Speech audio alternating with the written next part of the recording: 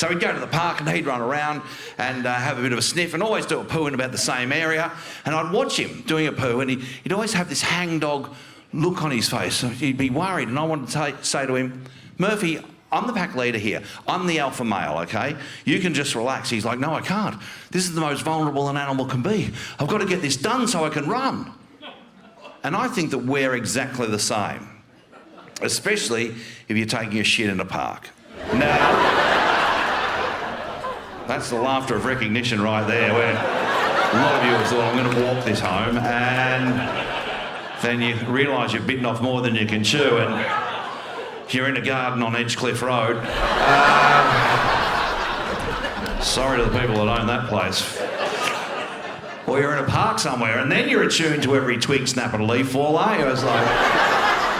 No, I'm not talking about that. I'm talking about the discomfiture of having to go to the toilet in a foreign environment. Often, Saturday morning at Westfield, you're down at the Junga, you've gone shopping, you feel good about yourself, you got up early.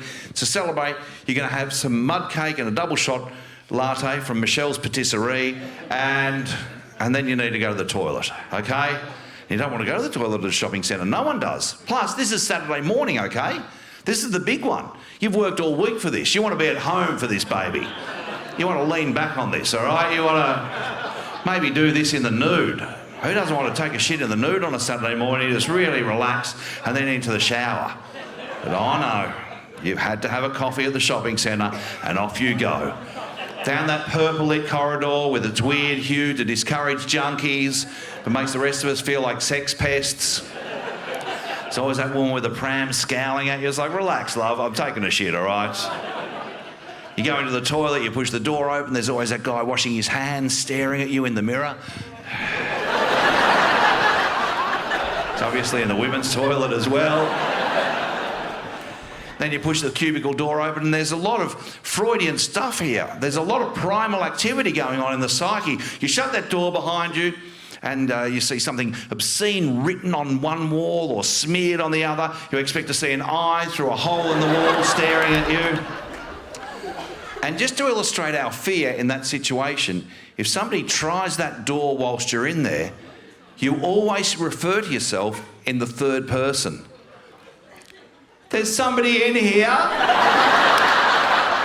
There's somebody in here. Like you've brought an entourage along with you. There's somebody in here. It hasn't been a clean break, so they will be wiping with that shopping centre toilet paper.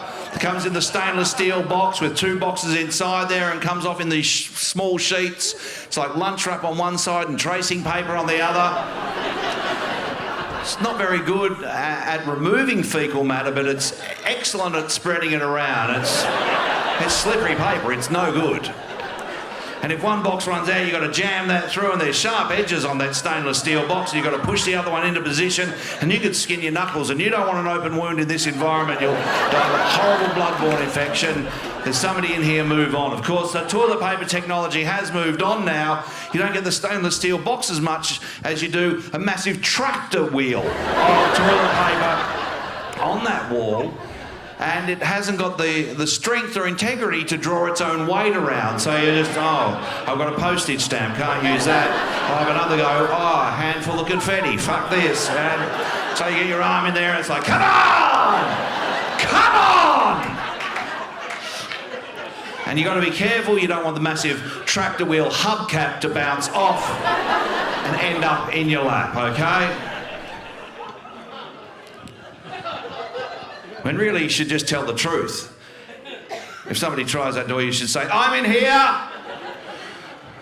I'm angry and confused. My diet's not up to scratch. I'm not drinking enough water. I'm not eating enough fruit. I've been in here wiping for ages. It's like, this is bullshit, you know? It's like there's a brown crayon sticking out of my arse. No.